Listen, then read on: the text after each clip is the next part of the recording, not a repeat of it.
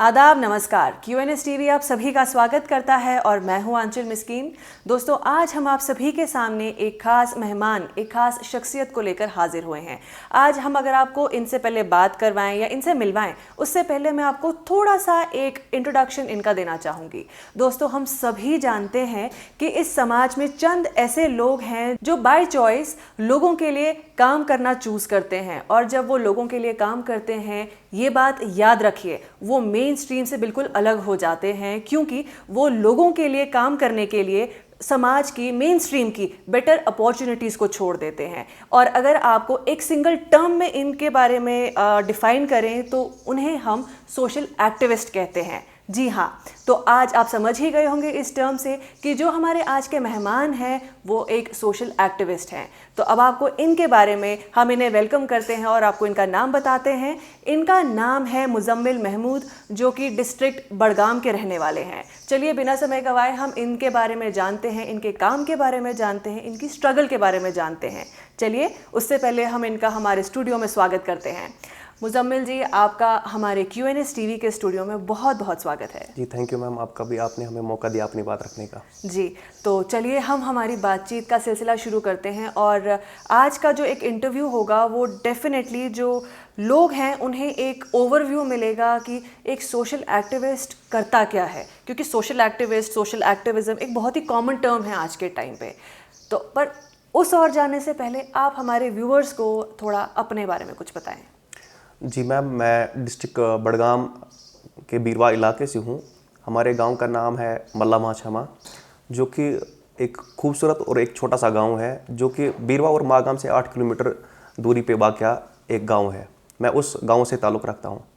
जी, और अगर आपकी एजुकेशनल क्वालिफ़िकेशन की बात करें तो? जी मैम, एजुकेशन क्वालिफ़िकेशन जो मेरी है, मैंने BA किया हुआ है। 2017 में पास आउट हूँ, तो उसके बाद मैंने छोड़ा है और उसके बाद मैंने सोशल एक्टिविज़म फील्ड चुना है। आप सोशल एक्टिविज़म की दुनिया की ओर आए, पहले तो मैं जानना चाहूँगी कि कब आए इस ओर? मैम, मैंने 2017 में इस फील्ड को चुना है। क्यों? क्योंकि आपने जैसे ही अपनी ग्रेजुएशन ख़त्म की, आइडियली आपको कोई मेन स्ट्रीम जॉब पकड़ लेनी चाहिए थी, तो आपने वो ना करके सोशल एक्टिविज़म की दुनिया में कदम क्यों रखा और कैसे रखा? एक्चुअली मैम, मेरे जो वालिद मोहतरम थे उनका इंतकाल हो गया 2011 में। तो वो CA के पेशेंट थे, तो उनकी जब डेथ हुई तो कहीं ना कहीं हमें घर से ही ऐसी चीज़ें देखने को मिलती थी, क्योंकि हमारे पापा मतलब गांव के लिए काम करते थे, लोगों की वेलफेयर के लिए काम करते थे। वहाँ से थोड़ी सी इंस्पिरेशन मिली और हमेशा बहुत कुछ बड़ा करने का हमने सोचा था बचपन से ही कि कुछ बड़ा करेंगे, कुछ बड़ा करेंगे। लेकिन वो टाइम नहीं मिला। पापा की डेथ होने के बाद घर की सारी रिस्पॉन्सिबिलिटीज़ हम पे आ गई, क्योंकि हम सब घर के सबसे बड़े फर्जंद हैं और हमें यहाँ पे घर का भी देखना होता था, बाकी सब लोग का भी देखना होता था, लेकिन मैं कर ही नहीं पाता था। तो मैंने सोचा कि नहीं, मैं इस चीज़ को कैसे स्टार्ट करूँ।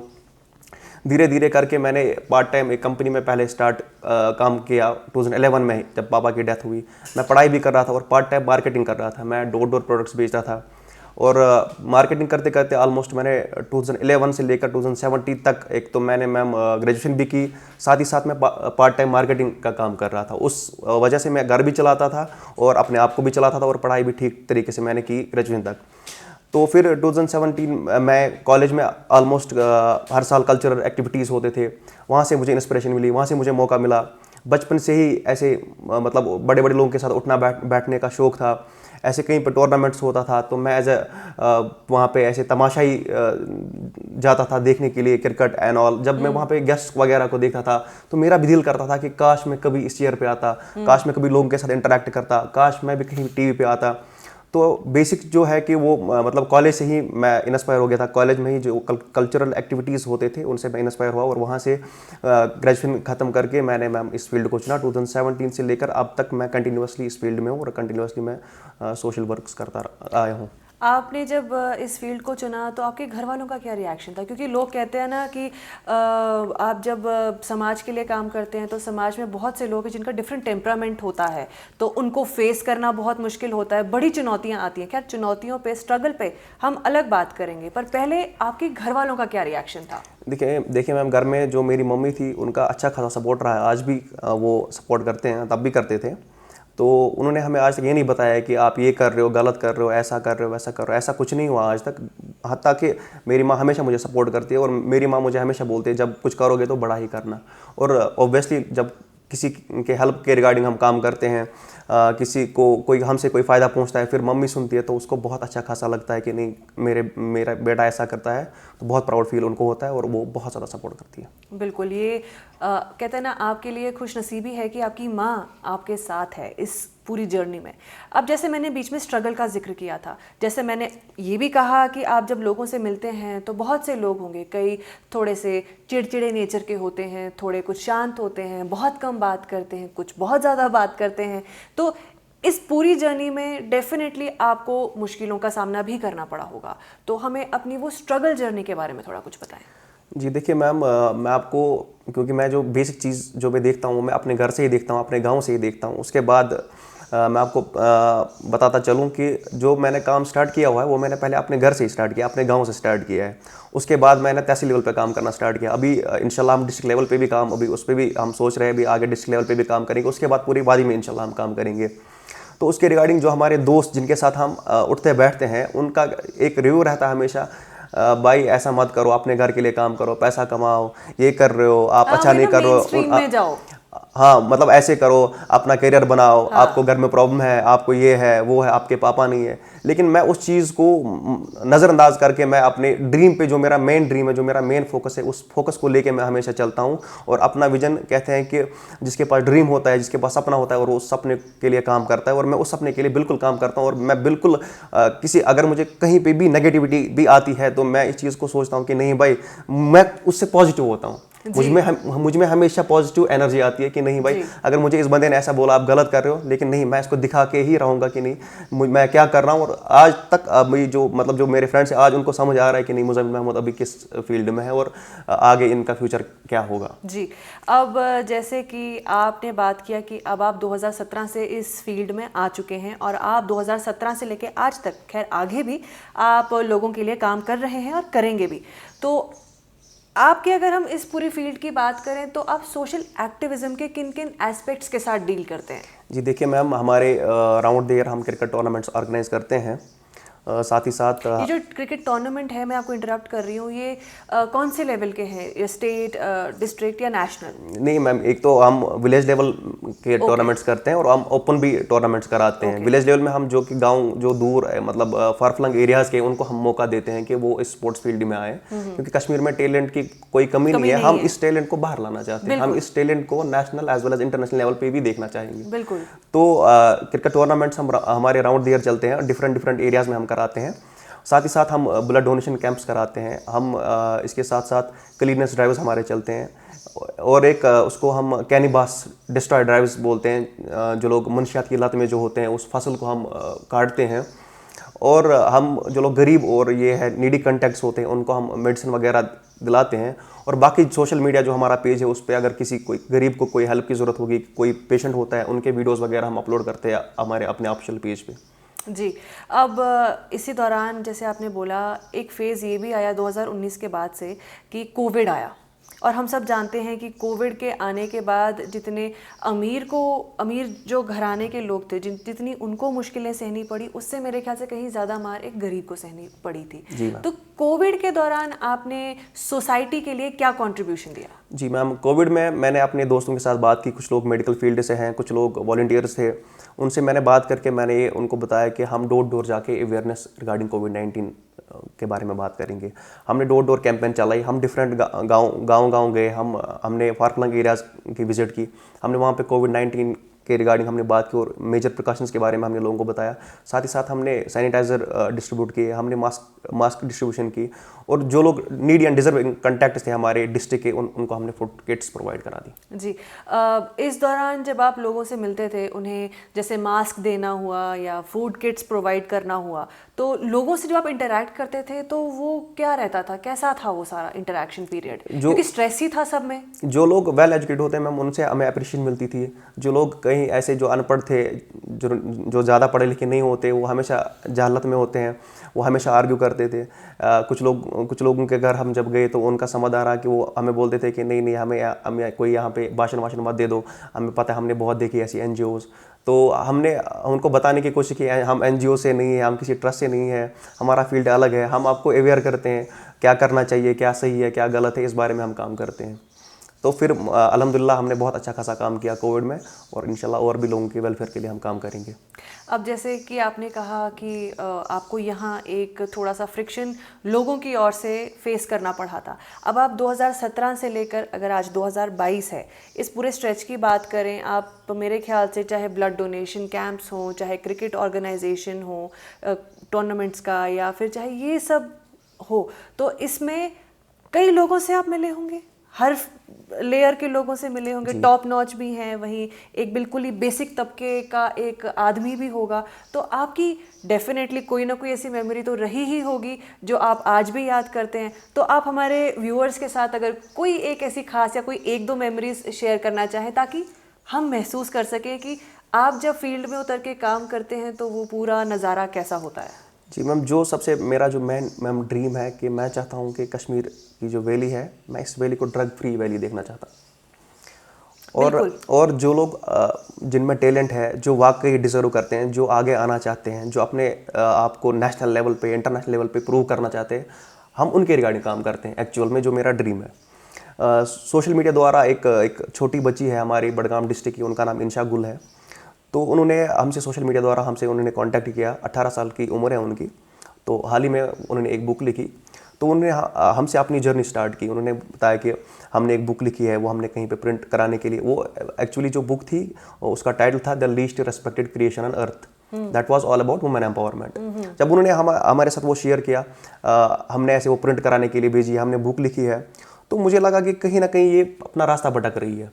तो मैंने उसका हाथ थामा, मैंने उसको फॉलो अप करना स्टार्ट किया। मैंने उसको बोला कि नहीं, मैं आपको हेल्प कराऊंगा इस बुक को पब्लिश कराने में, इस बुक को आगे लाने में, इस इवेंट को ऑर्गेनाइज करने में। तो जब उन्होंने मुझे अपनी डिटेल बताई ऐसे है वैसे, तो मैंने उनको पूरी इस फील्ड में हेल्प की। इवेंट चाहे हमने बुक लॉन्च इवेंट किया उसके रिगार्डिंग, चाहे उसको हमने समझाने की कोशिश की। एट द एंड उन्होंने वो बुक लॉन्च की। तो वो मेरी ज़िंदगी का, मुझे लगता है कि मैंने उस वक्त उसकी हेल्प की, तो मेरी ज़िंदगी का वो सबसे बड़ा दिन रहा। वो था 16 मार्च 2022 इसी साल। और एक रिमार्केबल डे है कि एक दफ़ा मैं टूर्नामेंट पे चीफ गेस्ट था, तो वहाँ पे जब हम अवार्ड्स वगैरह प्रेजेंट करते थे, तो एक सर थे जिन्होंने मुझे पढ़ाया है, मैं उनका हमेशा मतलब शुक्रगुजार हूँ। जो भी मैं हूँ आज, उस्तादी की वजह से एक इंसान बनता है। तो जब हमने उनको अवार्ड प्रेजेंट किया, तो जो एक वहाँ पे गेस्ट थे वो थे XTC बडगाम। हमने उनको बताया सर ये हमारे टीचर है। तो उन्होंने हमारे सर को बताया कि आपने अच्छे से इसको पढ़ा है, आपने अच्छी तरबियत दी है, अल्लाह आपको सलामत रखे। और जो मेरा उस्ताद मोहतरम था वो वहाँ पे वो बहुत ज़्यादा खुश हो गया, और मुझे बहुत ज़्यादा वो दिन याद है, और मैं हमेशा उस चीज़ को याद करता हूँ, और बहुत काफ़ी खुशी फील होती है। और सबसे अच्छा चीज़ मुझे ये लगता है कि जब हम किसी की हेल्प करते हैं, फिर उसके चेहरे पर हम स्माइल वो देखते हैं, किसी का हमने काम करवाया। और कहीं बचपन से ऐसी चीज़ें थी, जब मैं कहीं पे बैंक पे जाता था, कहीं वो बूढ़े लोग लाइन में लगे हुए होते हैं, मैं उनको विड्रॉल्स वगैरह लिख के देता था। कहीं पे किसी का कोई काम होता था हॉस्पिटल में, मैं साथ जाता था। कहीं पे सोशल वेलफेयर डिपार्टमेंट में किसी का काम होता था, मैं साथ जाता था। हालांकि कहीं कहीं जगह पे हमने अपने पैसे भी उसमें खर्च किए होते, लेकिन हमें प्राउड फील होता था कि नहीं, शायद अल्लाह ताला ने मुझे इसी काम के लिए चुना है कि मैं लोगों की हेल्प कर सकूं। जी। अब जब आप डीप गाँव में जाते थे, जहाँ पे जो थोड़े कहते हैं ना पढ़ाई लिखाई के मामले में इतने एम्पावर्ड नहीं होते हैं, तो जब आप वहाँ जाते हैं तो वहाँ कैसा एक्सपीरियंस रहा आपका? जी देखिए मैम, वहाँ पे पहले तो हमें अच्छा खासा रिस्पांस नहीं मिल रहा था, लेकिन आज के डेट में हमें बहुत अच्छा खासा रिस्पांस मिल रहा है, क्योंकि किसी चीज़ को समझने में टाइम चाहिए। जब एक इंसान एक अनएजुकेटेड फील्ड से के रिलेटेड होता है, तो उनको मतलब ज़्यादा कुछ पता नहीं होता है। फिर धीरे धीरे जब उनको पता चलता है, कोई इंप्रूवमेंट होती है, कोई काम होता है, तो उनको इस चीज़ की अहमियत पता चल जाती है, समझ में आती है। तो माशाल्लाह भी बहुत अच्छा खासा समाधान हमें मिल रहा है। जी। अब जैसे कि आपने बताया कि अभी आप social activist, as an activist आप ये काम देख रहे हैं, तो आप आने वाले टाइम में अपनी इस काम को किस और ले जाना चाहेंगे? आपके फ्यूचर प्रोस्पेक्ट्स क्या रहेंगे? जी मैम, देखिए मैंने अभी मैम आपको बताया कि हमने पहले इस चीज़ को घर से स्टार्ट किया। कहते हैं कि charity begins from home. Exactly. हर एक चीज़ घर से स्टार्ट होता है। तो मैंने स्टार्टिंग में ही मैंने घर से सफाई वगैरह प्रोग्राम स्टार्ट किए, डोनेशन कैंप्स वगैरह घर से अपने गाँव से स्टार्ट किए। तो इसके बाद अभी मैं फिर तहसील लेवल पे आ गया, लोग जाने लगे। अभी तहसील लेवल के बाद अब हम इंशाल्लाह डिस्ट्रिक्ट लेवल पे काम करेंगे।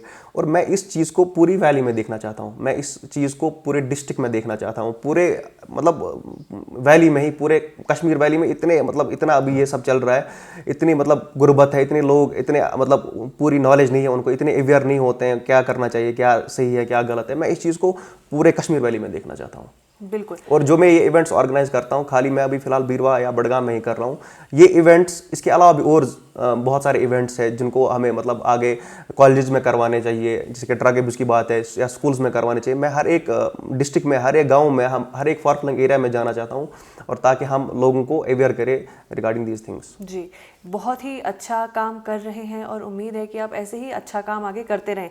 अब आप आखिर में जाते जाते हमारे व्यूअर्स को क्या मैसेज देना चाहेंगे? जी मैम, मेरी मैसेज ये रहेगी, जो लोग ड्रग्स करते हैं या जो लोग इमोरल एक्टिविटीज़ में या एंटी सोशल एक्टिविटीज़ में मुलवस होते रहते हैं, उनको मैं एक अच्छा खासा प्लेटफॉर्म देना चाहता हूँ। जैसे कि मैंने लगभग हज़ारों लड़कों की तादाद में हमने उनको ड्रग से बाज लाया और उनको स्पोर्ट्स एक्टिविटीज़ में लाया, और ये एक्टिविटीज़ हमें आगे भी रहेंगे इंशाल्लाह। जो टूर्नामेंट्स हम ऑर्गेनाइज करते हैं और आगे भी करते रहेंगे, तो ताकि जो उनका टैलेंट है, कश्मीर वैली में बहुत सारा टैलेंट है, हमने देखा है, लेकिन इस टैलेंट को वो आगे नहीं मतलब ला पाते हैं। जो छुपा हुआ टैलेंट कश्मीर में है, हम उस चीज़ को आगे लाना चाहते हैं, ताकि हम इस चीज़ को इंटरनेशनल लेवल पे भी देखना चाहेंगे, नेशनल लेवल पे भी देखना चाहेंगे। और यहाँ की जो चाहे स्पोर्ट्स में हो, चाहे वो किसी और फील्ड में हो, या यहाँ के लड़के जो है वो जॉब की तरह ज़्यादा अभी फोकस्ड है, हमें जॉब चाहिए। उनसे मेरी गुजारिश है कि अगर उनको जॉब, गवर्नमेंट जॉब ही ज़रूरी नहीं है, वो अपने आप को प्राइवेट सेक्टर में कहीं पे एडजस्ट कर सकें, वो या बिजनेस सेक्टर्स में आए या दूसरे फील्ड में उनमें आए, या गवर्नमेंट की स्कीम अभी जो लोन वगैरह जो चलते हो उनमें अपने आप को एडजस्ट करें और कहीं पर अपना नाम रोशन करें। बिल्कुल, यही यही हमारी कोशिश है, यही हमारी मैसेज रहेगी। जो लोग ड्रग्स करते हैं या बाकी इमोरल एक्टिविटीज़ में मुलवस होते रहते हैं, वो इन सब चीज़ों से बाज आए और अपने आप को सही रास्ते पे आए। जी। जी, उम्मीद है कि आपकी कोशिश में आप ज़रूर कामयाब होंगे, और उम्मीद है कि जो आप करना चाहते हैं पूरे कश्मीर के लिए, आपको उसमें डेफिनेटली सक्सेस मिले। तो और फ्यूचर के लिए भी हम आपको ऑल द बेस्ट कहना चाहेंगे। तो इसी बात के साथ दोस्तों, हम मुजम्मिल महमूद जी का शुक्रिया अदा करना चाहेंगे कि उन्होंने समय निकाल कर हमारे स्टूडियो में आए और हमसे बातचीत की। आपका बहुत बहुत शुक्रिया। तो इसी नोट पे दोस्तों, हम आप सभी से विदा लेते हैं। हम फिर हाजिर होंगे किसी और शख्सियत के साथ, किसी और मेहमान के साथ। तब तक के लिए आप बाकी खबरों के लिए बने रहिए QNS TV के साथ, और मुझे दीजिए इजाज़त। नमस्कार। अल्लाह हाफिज़।